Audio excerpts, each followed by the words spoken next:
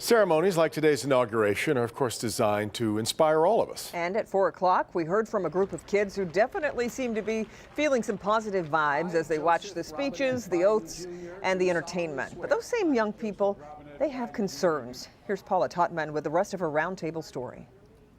Well, the first thing I'd like to say is these students were absolutely amazing. In a first ever Local 4 student roundtable and watch party, 31 voices of the future from all over the Metro Detroit area watched the present together. I, Joseph Robinette Biden Jr., do solemnly swear. I, Kamala Davy Harris, do solemnly swear. This moment feels like an exhale for the entire country. So many of these bright and brilliant voices from all walks of life are concerned about one thing at the very core of our tenets: unity and the deep divisions in our land. There's people that think that it wasn't a fair representation of democracy because there's like fraudulent voting or whatever. This is our historic moment of crisis and challenge, and unity is the path forward. I think today is a really big start to change, and that's the change we need as being an American, being the United States, to get back united. When the world watches the peaceful transition of power,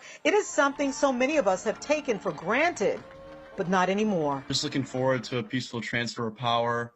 I would really like to see how he handles the pandemic and how he can move us forward as a country. I don't really think this is a traditional way of peaceful power. This time, we witnessed it's been drastic. It's been a different 4 years. And a big theme of our roundtable with students from Wayne Westland to West Bloomfield and all points in between was to address the divided states of America. There are people on the right that I frankly think that we should not negotiate with.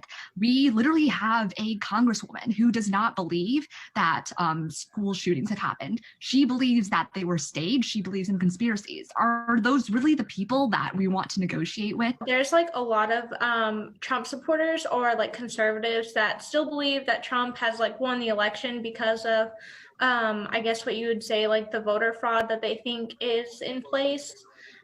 So they still consider him like elected. So they're kind of in denial about it. Trump and Biden both set records for how many votes they got. So you have to remember that there's a huge number of people in this country who still did vote for Trump and who still believe in his views. I mean, as we saw this election, we have extreme numbers of people who voted for Trump, who are more conservative, right?